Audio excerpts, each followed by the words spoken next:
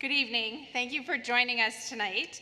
This is the 5th event in our new National Book Festival Presents series. I'm SHARI WERB, Director of the Center for Learning, Literacy, and Engagement.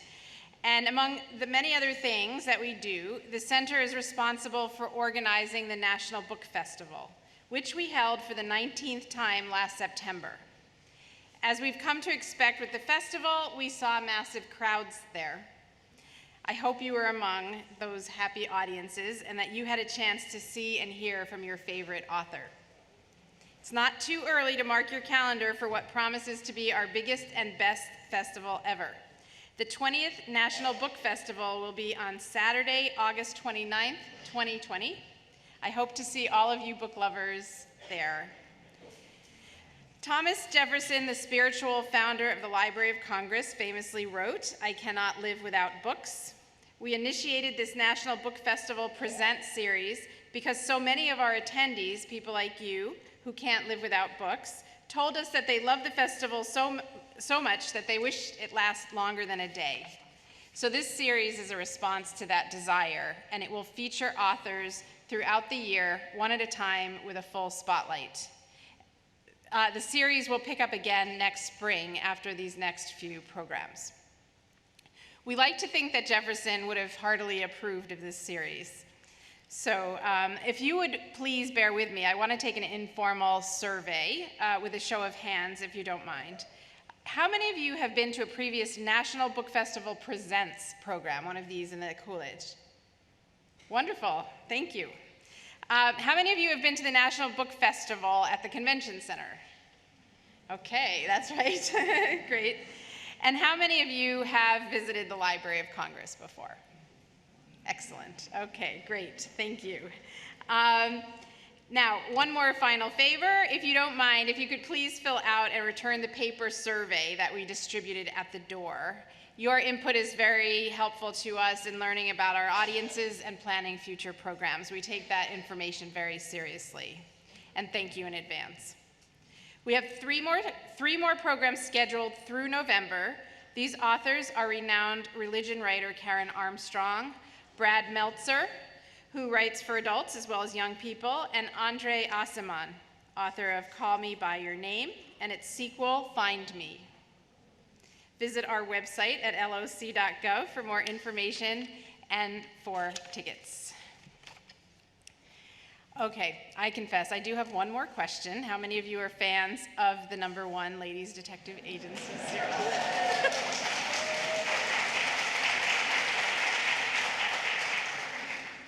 Such is the worldwide popularity of the series that I hardly need to introduce tonight's author. Alexander McCall Smith is one of the world's most prolific and best-loved authors.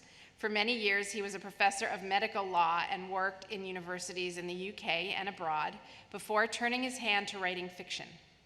He has written and contributed to more than 100 books, including academic titles, short story collections, and a number of immensely popular children's books. His first book, The White Hippo, for children, was published in 1980. Anyone read that book? Okay, big fans. But what really shot McCall Smith into the stratosphere of author popularity was the #1 Ladies Detective Agency series. This beloved series has sold over 20 million copies worldwide. And this week, he has just published his 20th in the series, To the Land of Long Lost Friends. According to the New York Times, McCall Smith's generous writing and dry humor, his gentleness and humanity, and his ability to evoke a place and a set of characters without caricature or condescension have endeared his books to readers. His awards and his honors are too numerous to mention. Alexander McCall Smith is joined tonight by Colleen Shogan, herself an avaricious reader of mysteries and a writer of critically lauded series of mystery detective novels, set in various Washington locations. Who knows, maybe one day we'll see a Library of Congress Washington whodunit. And now, without further ado, please welcome Alexander McCall Smith and Colleen Shogan.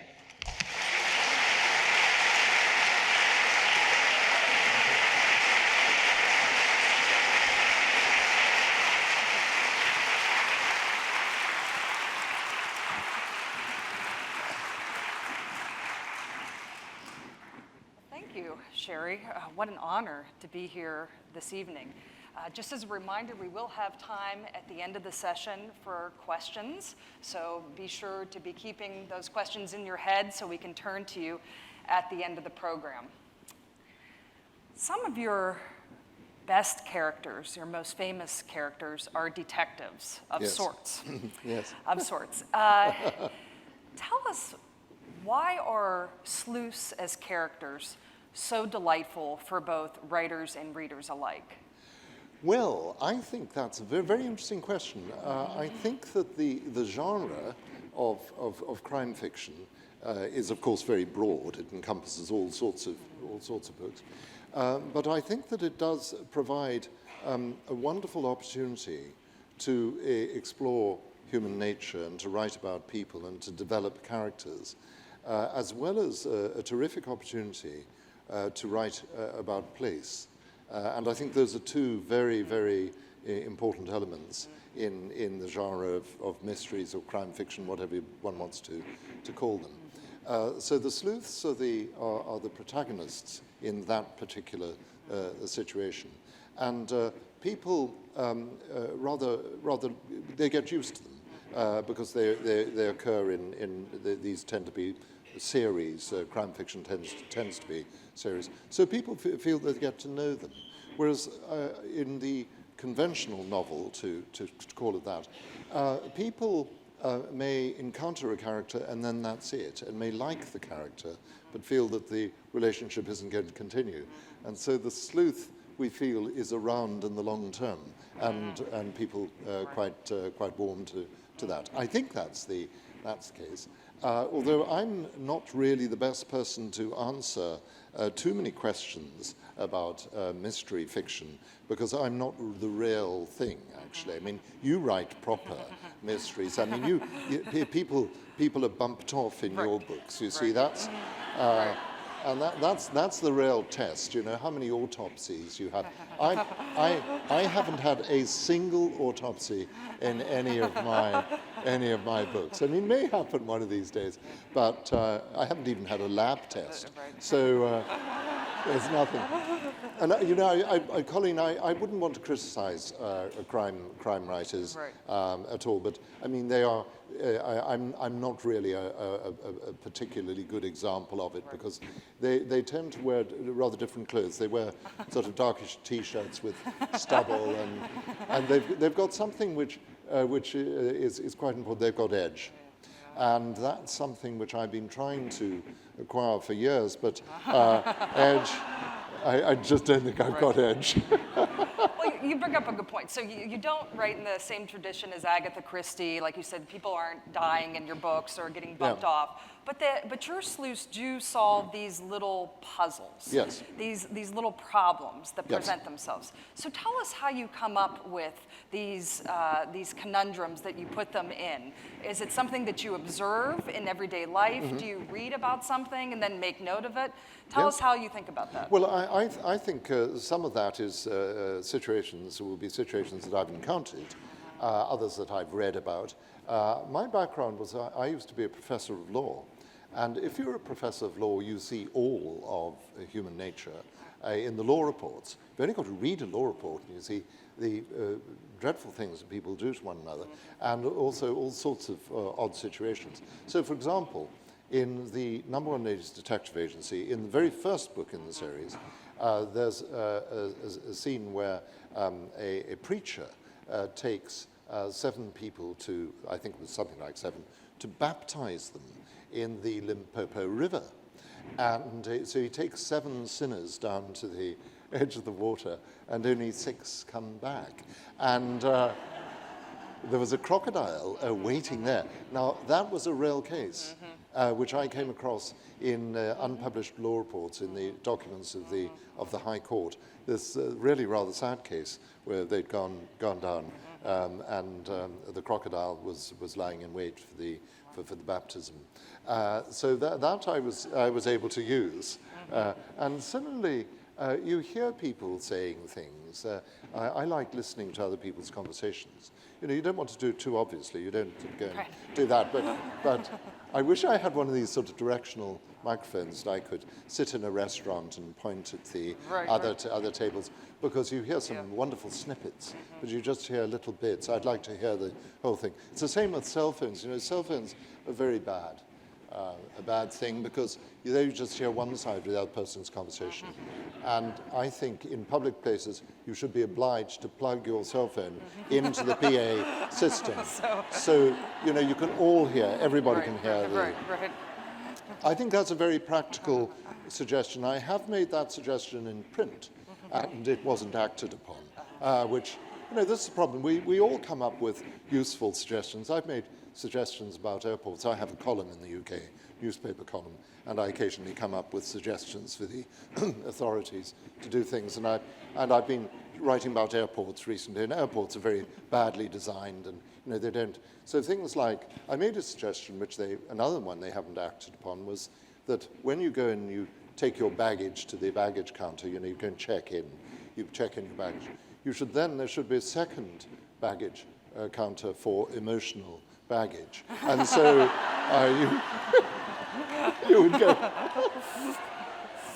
go and you'd get your baggage slip from the rail baggage, and then you go and declare your emotional baggage to the other. And would there be a limit on that? There would be.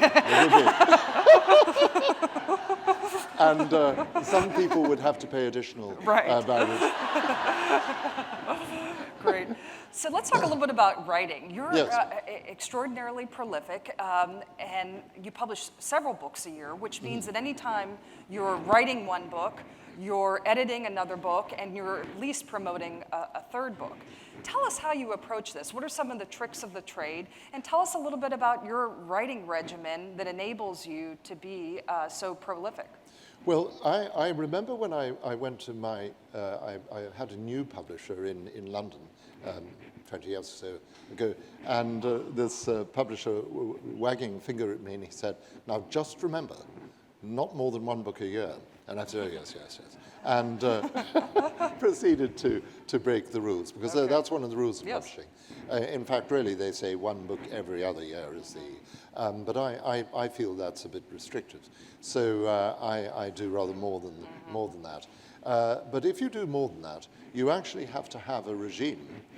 Well, firstly, as you well know, Colleen, as a writer yourself, you can't wait for the muse to come and tap you on the shoulder, because the muse doesn't do that. You know, she just won't do it. You actually have to sit down at the desk and you write. And I think it's amazing. The books don't write themselves. It is extraordinary. I mean, I'm looking forward to the day when this will happen. When you'll have a computer program that will write the books, and then the computer will read them. So we'll drop out of the equation. We'll just have conversations. We'll just have conversations. And in fact, yes, I mean, book conversations would be very, very straightforward then, because somebody would say, "Have you read such and such?" "No." "Have you?" "No." "Have neither." And then it would simplify life. However, now what was your question? It was, about... How do you keep it all straight?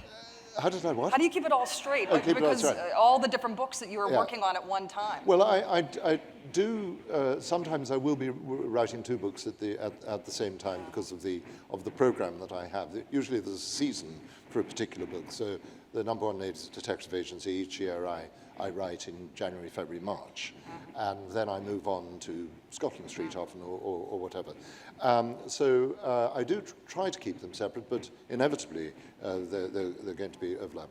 And then when I sit down at the table, I just have to make sure that I remember in which fictional universe I am at the time. And generally speaking, that works all right. I once did, however, get them mixed up, and I received a telephone call from my editor in New York, Edward Kastenmeier, who said, "Oh, I just delivered the latest Maramotswe manuscript to him, and he said, oh, by the way, on page 45, Mara Motswe is talking exactly like Isabel Dalhousie. And so I went and had a look, and Edward was right. So I realized I'd slipped between, and Mara Motswe suddenly started talking about Kantian notions of duties to self and things like that, and that wasn't quite her. So I remedied that. So one can do that, because you do, you make mistakes in your books. I don't know. I'm sure you haven't, Colleen, but we're human. About the hair color sometimes. Oh, yes. Have your characters very difficult? Have your characters changed haircut? Yes, well, you just amazing. Say they died. They just went to exactly. Yes, but readers are very attentive to that. Oh, readers notice that sort of thing.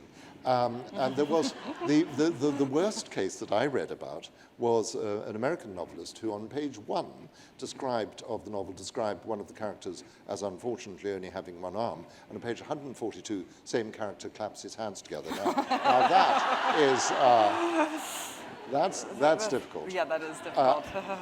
I take the view, and I'm sure you'd agree with me in this respect, that is not the author's fault.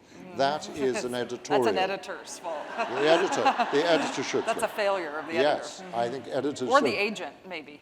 Or agent, certainly anybody but the author. There is also, that book, American Psycho, not a book I've read, but maybe somebody has read. But in there, apparently one of the characters, the main character, his tie color changes within a few minutes. He's wearing a red tie, and then the next moment he's wearing a blue tie. And the only possible explanation is that he's got two ties on at the time, and which is the obvious explanation. What's the obvious, right? We see that all the time. Now, many of your protagonists are women. Yes. What do you enjoy about writing female characters, and do you ever find it challenging? Well, I very much enjoy writing about women. I find the conversation of women very, very interesting. And I know that it's fashionable now, if not de rigueur, to say that there's no difference between men and women. And I suppose we're seeing in things that matter, we're seeing those differences abandoned, and a good thing too, where for example, these differences resulted in fewer opportunities and that sort of stuff. So I think we all sign up to equality, and that's quite right. But still, at the same time, there are differences in conversation, I think. I think, and these are terrific generalizations, but the thing about generalizations is that they're often true. Right. That's why we make them. Right. And I think that the conversation between men, I often find not quite as interesting as conversation between women, because I think, generally speaking, men are a little bit more inclined to avoid the subjective, in that women will be freer about talking about their emotions, and men have been trained in the past not to talk about their emotions. Now that's changing, and I think that the old days where little boys were told boys don't cry, I think now boys are being told that they can cry and encouraged to cry. Which I think is healthy, but I think many men still have a bit of a legacy of being tough, and edge. I mentioned edge, that sort of thing. You've got to be tough. It's quite difficult to do, actually, if you're not tough. Trying to be tough, it's to walk in that way is quite it's awkward. It's quite difficult. Right. Even the way you sit in a chair, that sort of setting. Right. Tough men sit. Right. Occupy more space, right? That's the whole point, right? That's what they're training women, right, to occupy more space, and that's right. So women are right. said like this, right? Oh, this is very interesting. And right, men and toughness in conversation. So men often won't talk about their feelings. So if you go into a bar and you see a group of men at the bar, and you can bet that they aren't talking about their feelings. Maybe in some bars. There are some bars where, where you might get a bit more of that, but you don't get a lot of talk about feelings. I mean, you can see how I'm generalizing now. I mean, these are outrageous generalizations. But the point about all this, if there is a point, is that, is that actually, if you imagined you had two male detectives in that little office in the #1 Ladies Detective Agency, the conversation would be completely different. Whereas with Marmakutsi and Maramatsu, we can have wonderful allusions. We can have wonderful conversation. So that's a rather long-winded answer to your very, very succinct question about writing about women. I just find it very interesting. Now, then sometimes people say to me, "How can you, a mere man, get women right? You know, write about women." Interestingly enough, they don't say that to women writers who write about men. No. And statistically, I suspect there are probably fewer men who write about women than women who write about men. I think that's true. You know, that one could do some sort of survey of that, and it would be interesting to find that out. But they don't raise that with women, but they do raise it with male writers. I think that as a writer, you actually have to be prepared to put yourself in the shoes of other people, whatever their historical experience, their personal experience is. So you've got to if you're a male writer, you must put yourself into women's shoes. And in fact, there are some male writers who enjoy that sort of. This is going downhill. Yeah, this is going up, right. So let me ask you about one of your other female characters. We'll get back to Mavra. One of my favorite characters, Isabel Dalhousie, from Scotland, from the Sunday Philosophy Club series. Now, she's an unusual character. She's a philosopher and a detective of sorts. Yes. What was your inspiration for Isabel, and why is that combination, philosopher-detective, so tantalizing? Well, I wanted to write about a person who was a philosopher and who was interested in applied ethics, which are subjects of considerable interest to me. Philosophy is one of my principal interests. And so I thought that would be rather nice. I wanted to write about a very intellectual Edinburgh lady, because we have some rather intriguing and interesting intellectual Edinburgh ladies where I live. Of course, the most famous example of that was Muriel Sparks' character Jean Brodie, in her novel, The Prime Miss Jean Brodie, which is an absolutely wonderful book, beautifully portrayed in the film by Maggie Smith, who played this very misguided but very interesting Edinburgh teacher in the 1930s. So I wanted to write about somebody like that, a little bit on the brittle side, but actually fundamentally very pro-social and fundamentally very sympathetic, but with a very intense sense of where duty and obligation lie. And that, I think, is a really, really interesting question. That's a question which I think most of us actually struggle with in our lives, the idea of what we have to do, what are the limits of our moral obligation to others. And Isabel talks about an area of moral concern, almost as if it's a circle circumscribed around her. And what do you do? And this is something that we all face. We have claims on our charity, for example. If we walk in the street and we see a beggar, for many of us, that poses an immediate moral challenge. Do you walk past? Do you say, oh, well, no, the state should do that, or are you giving money to be spent on drugs? All of these things then make it difficult. What about friends? What's our obligation to friends? That's something which Isabel considers quite a lot, because we're all in this life, we're allocated one or two heart-sink friends. The recording angel or whoever allocates friends to us will give you one or two friends who will be a little bit trying. And, and you know, we all have a friend where you think, oh gosh, when the telephone goes, and you try to remember to say hello rather than oh gosh when Right. Right. when you answer. And that raises rather interesting questions about what are your... Friendship has all sorts of interesting moral implications, which I look at in those books.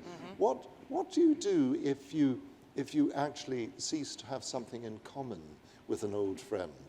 You know, when you get an old friend you haven't seen, say, since school days, and your lives have gone like that, and your interests have gone like that, what do you do? Are there still claims of friendship?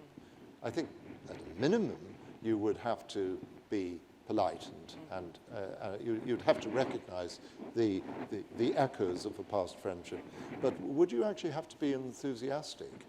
I remember once we received a visit in Edinburgh from this chap I was at school with. We were been at school together at 16. I'd last seen him when I was 17, I think. And he came years later, and our interests were very different. The first thing he said when he came in was, "Where's the action in this town?"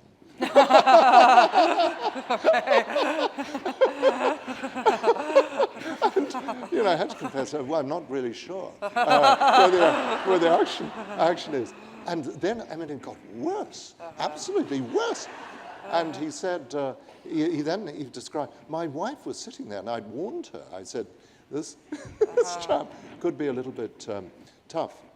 And her jaw, my wife's jaw, hit the table when he got going, because he started talking about, what he did when young men came to visit his daughter, and he said, I've got a shotgun there, and I get the shotgun and shoot, and this sort of stuff. And this was not what we'd expected, and so it was quite difficult for me to continue a close friendship with in those circumstances. And yet I couldn't say, I'm not interested in listening to you, that sort of thing. Should we have a sort of spring clean of our friendships every so often, and have a review of friendships around about March or April, and just have a list? And then people do that with their Christmas card lists. They do it on Facebook. They you call their friends at times. Yeah. And you unfriend? Yes. Oh, that must be so hurtful. Yeah, and you may not make the cut. And do you know you've been unfriended? Yes, you would know. You would know. You won't see that person anymore on your feed, so it's very cruel. That's very, very cruel. I suppose life is tough, isn't it? So let's talk about another character, Yes. not a woman, but I think, really, I think, hilarious and very entertaining, and that's Detective Ulf Varg from Sweden. So tell us, some people may not be as familiar with Detective Varg. Tell us a little bit about him. What's the Department of Sensitive Crimes, and are we going to be seeing more of him? Yes, well, Ulf Varg had a rather odd beginning. I was asked some years ago by Messrs. Twitter to kick off their Twitter Literary Festival, which by its very definition would have very brief stories. With 140 characters. 140 characters. And so I said, well, I could hardly tell a story in 140 characters, but I could have a series of tweets, say 10 140 character tweets to make a little story. And so I did it, and I rather enjoyed that. And I decided to create a character called Ulf Varg, who is a Swedish detective. And the reason why I decided to create him was that I had, like everybody else, so enjoyed Scandinavian noir. Scandinavian noir is tremendously popular. And I and my wife really enjoyed watching these boxed sets of things like The Killing, series 1, 2, and 3, and The Bridge and Borgen, all of these. And Scandinavia, in this vision, is absolutely riddled with crime. I mean, tremendous number of murders. It's worse than Midsummer, that little village where... Right. Oh, yeah. Everybody dies. I know. And so, there's nobody left. Absolutely carnage. And anyway, and I thought, well, why should the Scandinavian writers have all the fun with Scandinavian noir? And I thought I would start. So I started Scandinavian Blanc. And Scandinavian Blanc is actually where nothing really serious happens. So no, nothing bloody or nasty. And so I created a detective for that who lives in Malmö in Sweden. And Ulfvag, Ulf means wolf in Danish, and Vag means wolf in Swedish. So he's wolf. And he has all the issues of Scandinavian detectives, because Scandinavian detectives are generally depressed. In fact, they have to be depressed. When they have their medical, before they are taken onto the force, they are examined for depression and eyesight. And you can fail if you're not sufficiently depressed. You say, sorry, we can't employ you. And anyway, so they're depressed. And he has a dog called Martin, who is depressed as well. And Martin is a very nice dog, but he suffers from seasonal affective disorder. And Martin is also, he's deaf. And he has hearing issue. He's hearing impaired, and but he's been taught to lip read. He's the only lip reading. He's the only lip-reading dog in all Sweden, right? All of Sweden. But you have to face him. You face him very close. You have to look at him very closely and say, "Sit, Martin." It's very funny. And he also, but sometimes gets mixed up, and he thinks he's got a reciprocate. Right. So he doesn't make sound when he goes whoop. He goes. Oh. It's really very odd. But so we have a bit of fun with that. And Ulf has got a brother called Bjorn Vag, who's a politician. He's a leader of a political party called the Moderate Extremists. And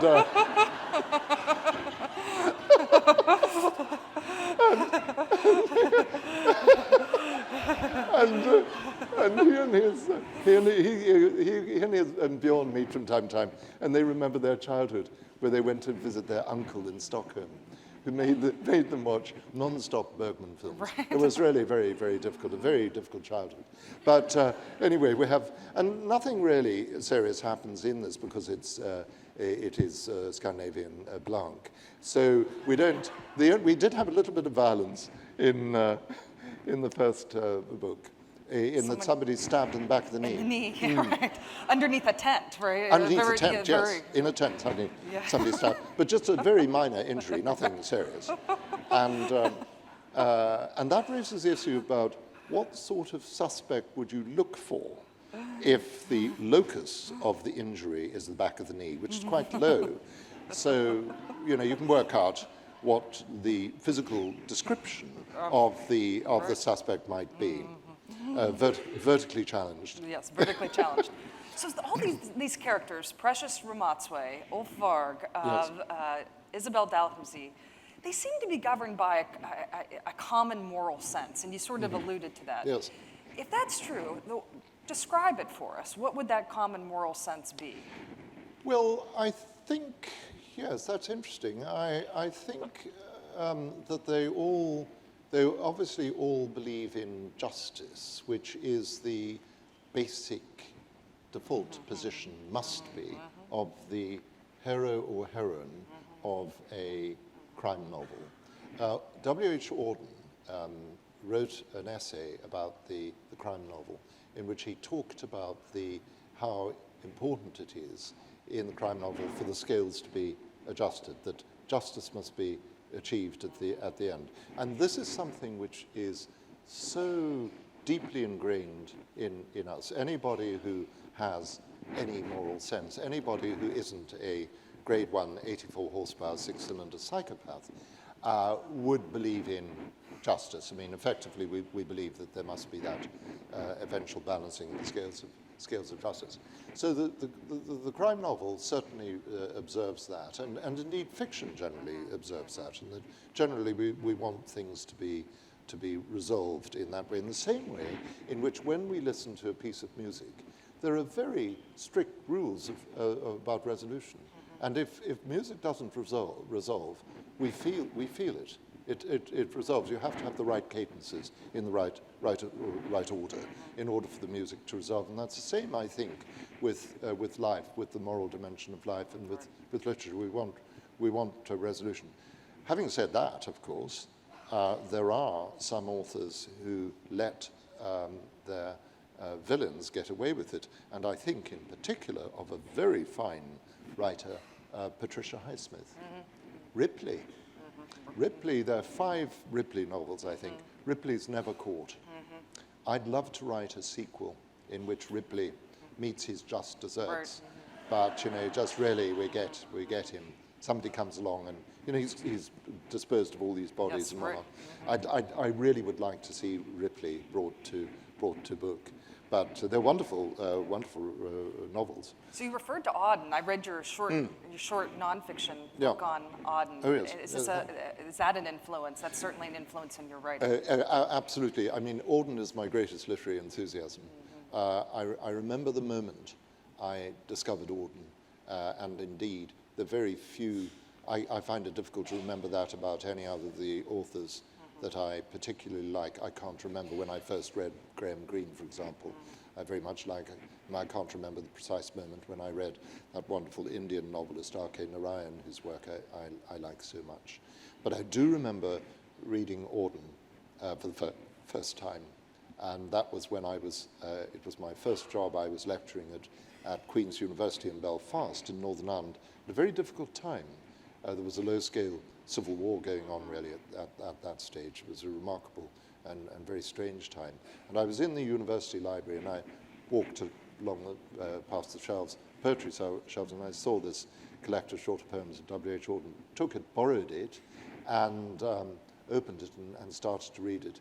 And it's rather like that, the famous poem, and first looking into Chapman's Homer or whatever it is. Just this wonderful sense of discovery of a marvelous humane voice, a poet who seems to be talking to you. That's what I felt, that this poet was addressing me in a very intimate way. And also with all these magnificent ideas, this humane voice, writing about so many different subjects. You know, Auden writes about the attractions of limestone in that wonderful poem in praise of limestone, and then at the same time he will write about more conventional poetics subjects. He wrote a wonderful poem in memory of Sigmund Freud, which is a poem about psychoanalysis. Really, really marvelous, full of beautiful lines, which just, to me, say so much. Then one of his most beautiful poems has 2 lines which I think can actually express an entire, or almost entire, philosophy of life. It's his little poem about looking up at the stars and realizing that the stars are indifferent to us. And he says, if equal affection cannot be, may the more loving one be me. And that's, when you think of that, the more you think about that line, it says so much about, let's say, unreciprocated love or unreturned love. I think we all probably, or most of us, in the course of our lives might have liked somebody more than they liked us. And so it's a very human feeling, that. And to be able to say, well, the world, if you generalize that, if you extrapolate from that particular experience to the world in general, if the world isn't going to like us as much as we like the world, or the world isn't going to treat us in the way in which we think we should be treated by the world, let us overcome that and express love towards the world and other people. And that's marvelous. So Auden was very great. And Isabel Dalhousie always quotes Auden. Yes. Auden, she constantly quotes him. Interesting enough, some years ago, in fact many years ago, just I suppose after the first few number 1 ladies detective agency books had been published, I had a letter out of the blue from W.H. Auden's literary executor, Professor Edward Mendelsohn of Columbia University. And Edward Mendelsohn was appointed as Auden's literary executor when Edward, was quite a young man. He was an instructor at Yale. And Auden, I think, did a very good thing in appointing a young man as his literary executor, because most writers appoint a coeval, and the their literary executor falls off the perch at the same time as they do. Yeah, right. Or just a few weeks afterwards, so that's not much good. So choose a young literary executor, you know, even if they can't yet write or read. They'll be able to. They'll learn how to do a chat. And so he chose Edward. Anyway, Edward wrote this wonderful letter to me saying that he'd read the Maramontsbury books, and he said he thought that W.H. Auden and Isabel Dalhousie would agree on 100% of subjects. Yeah. And I was delighted to get a letter from Auden's literary executor. So I wrote back to him and said, well, thank you so much, and when I'm next in New York, can we meet for tea? And he said yes. And so I was in New York, and I met Edward and his wife for a cup of tea. And we had a very nice conversation. And I said, would you like to be in one of my Isabel Dalhousie books? And he said, well, yes. And so what I did was, in the next book, I had Edward Mendelsohn coming to Edinburgh in the novel and delivering a lecture on the sense of neurotic guilt in the works of W.H. Auden. Then in the novel, he then goes and has dinner at Isabel's house. The next year, in real life, I brought him to Edinburgh to give in real life the lecture he'd given in the book. But that's kind of in reverse. Yes, in the reverse. It's in reverse. It's in reverse. It's in reverse. And so he came to Edinburgh, and he gave a lecture, and we had a big attendance. We had 300 people coming to this. He gave this lecture, and then after that, he then came back to dinner at our house, where I had invited all the other real people who are referred to in the fictional world. So these were people who knew one another in the fictional world, but didn't know one another. And you'd think I'd have better things to do with my time, but nonetheless. Well, this is terrific. It was terrific fun. Yes. We're going to go to the audience for questions, but I think this is a good time to stop because we do have a surprise for you. Oh, my goodness. Yes, this is the surprise portion of the program. So I would like to invite on stage our head of the main reading room, Marissa Ball, and she is going to present to you a gift that I think you will find very appropriate. Thank you. Marissa will talk to us about the gift Oh, my from our goodness collections. me. Thank you so much. So timing is perfect. We know that you are such a huge fan of Auden, and we wanted to share with you some of the treasures that are hidden within our collections. There we are. So this is a striking portrait of him. Yes. And next to it is a handwritten draft of one of his poems. My goodness, thank you so much. You're very welcome. Thank you very much. You're very welcome. Thank you very much. This is I'm overwhelmed.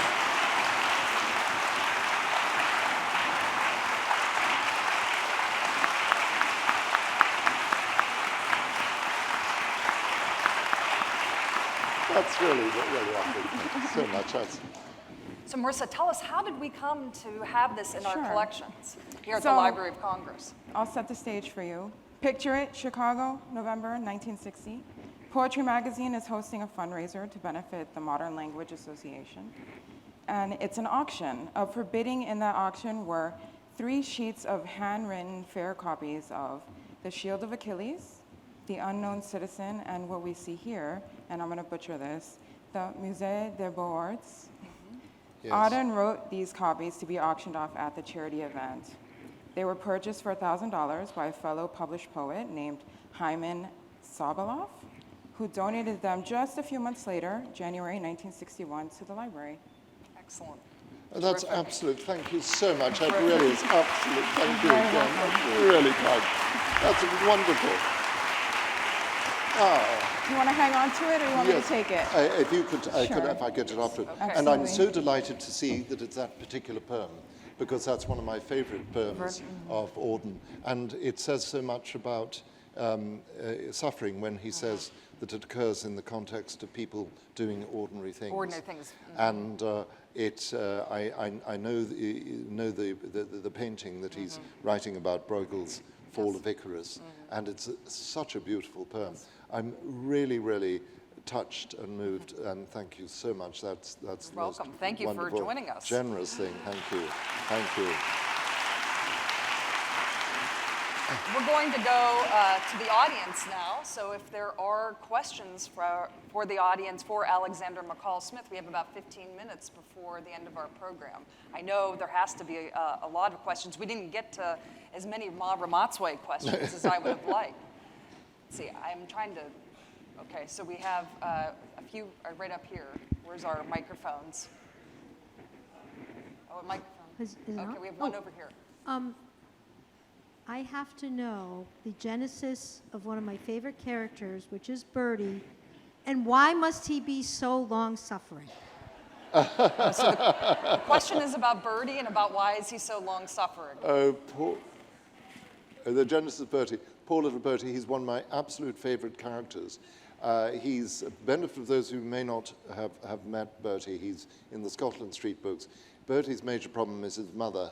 And he's got a seriously pushy mother, you know, really seriously pushy. We've got in Edinburgh, where I live, a big problem of excessively pushy mothers. We've got the highest instance of anywhere in Britain of excessively pushy mothers. The Scottish government is aware of the problem, but Bertie's mother makes him learn Italian. When he's 6, he learns Italian conversazione.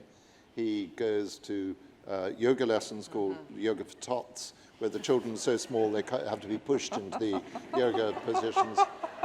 He learns the saxophone, and he has psychotherapy. And where does he come from? I don't think there isn't a model for Bertie, although once, many years ago, I saw a little boy in the National Museum of Scotland being lectured by his father. It wasn't pushy mother, it was a pushy father. And this little boy looked utterly bored. And the father was lecturing him about what was in the display case, and the little boy was looking off in the other direction. And I think that might be the seed of Bertie, the idea of Bertie. He is, I really don't know what to do about him, because I want him to have freedom. He really wants to be 18, because he's read that when you're 18 you can leave your mother. And he was 6 for 8 years in the Scotland Street books. And then eventually I gave him a 7th birthday after 8 years, gave him a 7th birthday, and he was hoping for a Swiss Army penknife, which he'll never get from his mother. But he got 2 wrapped up presents from his mother, and the first one he opened it with a little heart beating with excitement. And it was a gender-neutral play figure. And the second one was a junior UN peacekeeping kit.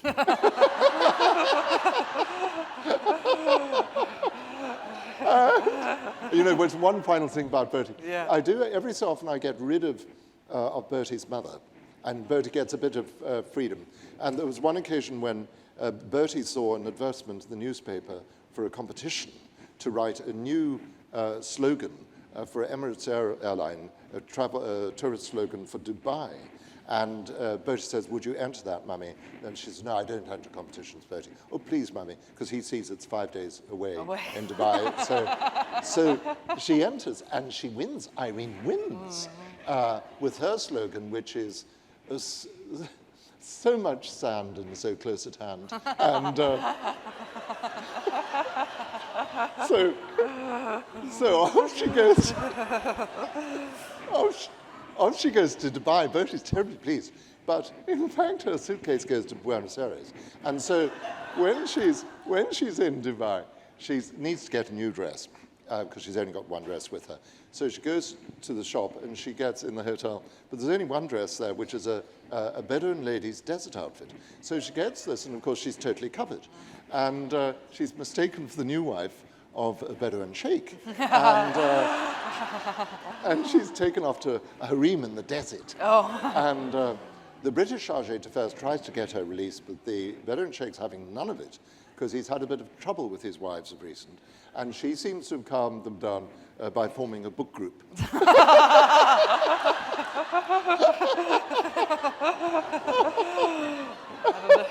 And final little thing about that, So Bertie goes off fishing with his father. They get lost in Pentland Hills just outside Edinburgh, end up at a farmhouse, and the farmer's wife takes him in, come in, have a cup of tea, I'll get my husband to drive you back. And Bertie sees there's a real 6-year-old boy in this house, leading a real 6-year-old boy's life.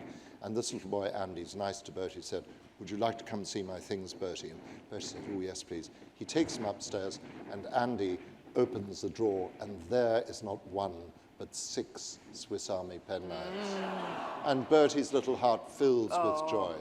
And Andy reaches for one of these penknives, takes it out, and he says, this, Bertie, is a Swiss Army penknife. The Swiss Army fights only with penknives. And so it continues. Terrific. I don't know what we can do. And another question, do we have anybody else? Maybe over on this side, down here.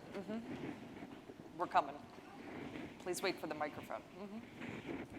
You've mentioned tea a couple times tonight, and I'm a big tea drinker, and I'm always sort of snuggle down and when you're talking about red bush tea or tea in Edinburgh. Yes. So I just want to ask you about the role of tea in your books and in your life. What is your favorite kind of tea to drink? Well, thank you very much indeed. I do like tea. I very much like red bush tea or rooibos tea. It's very good for you. It doesn't have caffeine, so if you don't want caffeine, red bush tea is quite good. It has all sorts of properties, they claim. The manufacturers of, or pickers or producers of rooibos tea claim that you can have application for skin issues. You can pour it over your skin or your head if you wish.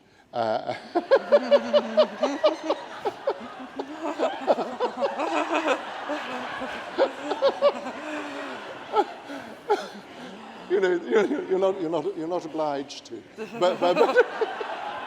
And so I like that. I like drinking it, and then also I like ordinary tea. And so we drink my wife and I drink quite a lot of tea. We've got a wonderful machine, which I don't know whether you can get in America, which is called a Teasmade, which sits beside the bed. Does anybody?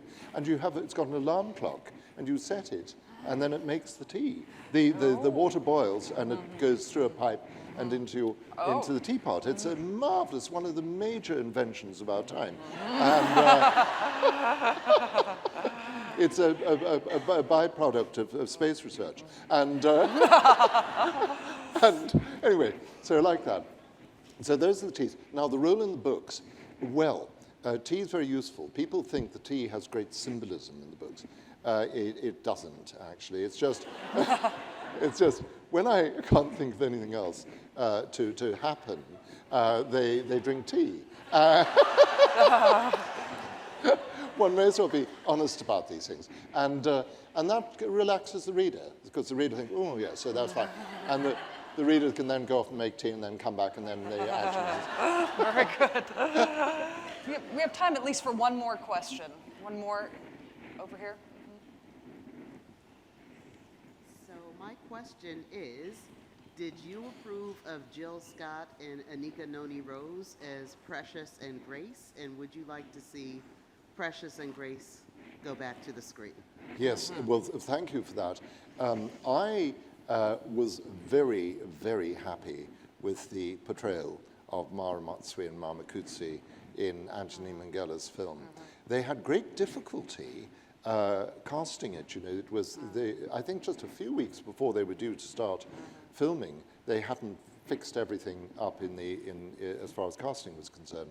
And then they got this tremendously good cast of Jill Scott, who was by way of being principally a jazz singer, and Anika Noni Rose, who was an actress, and Lucien Nsamati, who played Mr. J.L.B.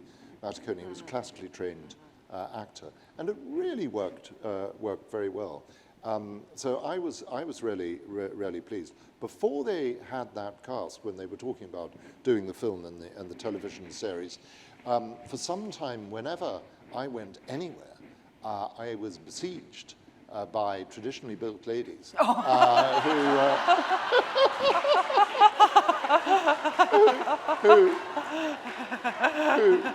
who came to me and said, I'm Mara Matsui, you know, and they showed me the portfolio, and I had to say, well, you know, really, I don't have anything to do with the casting of the movie. But I did express a view to the director. I said to Anthony, when he was looking around for Mara Matsui, and they're having auditions all over the place, Johannesburg, London, Los Angeles, you know, everywhere. I said, really, I could recommend somebody, and that was the Minister of Health in Botswana, whom I knew, Sheila Tlu. And Sheila, I knew, would do it very well because she had played Mara Matsui in the Gaborone Amateur Dramatic Society production of Mara Matsui Meets the Pirates of Penzance. And when I said this to the film people, they looked at me as if I was mad. You know, the Minister of Health, and they sort of humoured me. But when they got to Botswana and they met her, they realized what Sheila would have been very, very good. And so they gave her a role as an extra in the film. Good. So I was proved right. But I think they did it. I think they did it very well. I'd love it if they made more films about it. We've had some inquiries. I think my agents mentioned to me, but you know, the film world is very odd world, and they proceed according to a time scale known to no other industry. And also, it was very expensive. They had to build the village. You know, they actually built the village, and it was a very expensive process. Because they filmed it in Botswana, which was great. I mean, we'd had earlier suggestions that it should be filmed outside the country, but I very much resisted that. And it would be lovely to see it again. It would be lovely if they got the same cast back. That would be great, but I fear that may not happen. We'll look forward to reading more about Mara Matsui in your latest book, To the Land of Long Lost Friends, which is terrific. I've already read it, and we didn't get a chance to talk too much about it, but I know everybody is very eager and anxious to move over to the signing and have you sign books. So if you do have books for the signing, you can head over to the Whitall Pavilion, and that's where Alexander McCall Smith will join you for the signing. You can ask more questions. Thank you.